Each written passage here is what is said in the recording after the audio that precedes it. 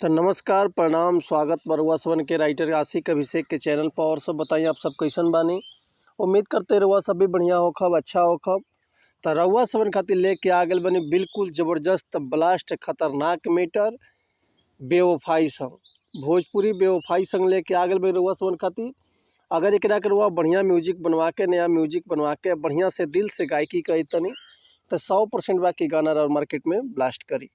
ऐसे पहले रुआ सवन से कहल चाह कि अगर रुआ गायकी में इंटरेस्ट बा, गायकी में कदम रखले बनी, गायकी रुआ के पसंद बा और रुआ के बढ़िया बढ़िया मेटर नहीं मिलत, बढ़िया गाना नहीं मिलत, बढ़िया से तुकबंदी नहीं मिलत, बढ़िया रुआ सवन के म्यूजिक नहीं मिल पावत, बढ़िया से रुआ गा नहीं पावत, तो रुआ अगर हमारा चैनल पर आ गए बिन तो रुआ सबके निराश भइले के जरूरत नहीं है।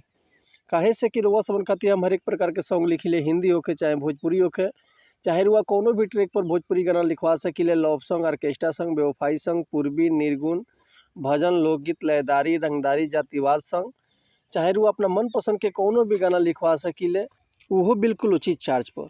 तो ऐसे कहल चाह रुआ सवन से कि रुआ अगर हमारे चैनल पर आ गए बनी, चैनल पर पहला बार बनी, चैनल पर नया बनी, तो चैनल के पहले लाइक कर दी, सब्सक्राइब कर दी, बेल आइकन प्रेस कर दी ताकि कोनो वीडियो अपलोड करी तो सबसे पहले नोटिफिकेशन रुआ सवन के मिले। चलिए देर ना करते हुए आज के मीटर देखल कैसे बा, का एकर लय बा, का एकर धुन बा, ये रुआ सबन के हम गा के बताओ। तो उम्मीद करते रुआ सबके बेहद पसंद आई। अगर वीडियो रुआ सबके अच्छा लगा था तो एगो प्यारा सा कमेंट कर दी। चलिए तो आज के देखल जाए गाना कैसे बा। एगो लड़का एगो लड़की से बेपनाह मोहब्बत के रहता और लड़किया धोखा दे के अपन सगाई कल चालू कर लेतिया।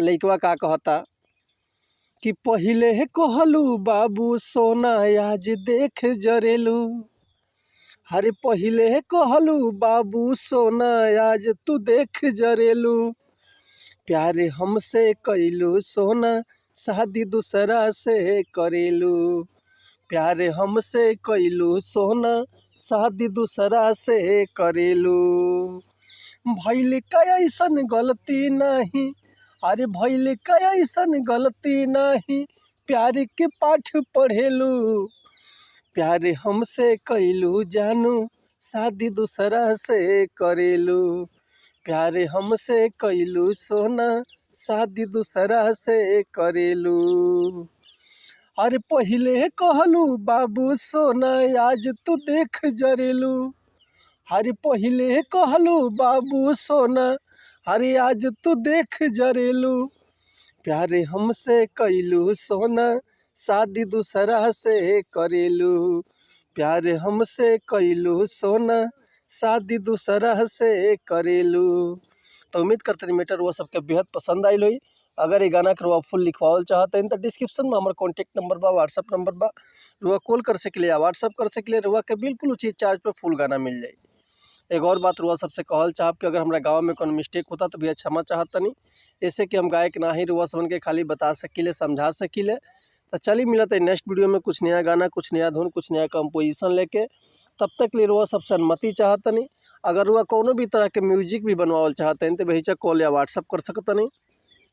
हमार कॉन्टैक्ट नंबर बा 81 78 24 48 75 और व्हाट्सअप के भी नंबर यह बा 81 78 24 48 75। तो रुआ कॉल या व्हाट्सअप कर सकतनी।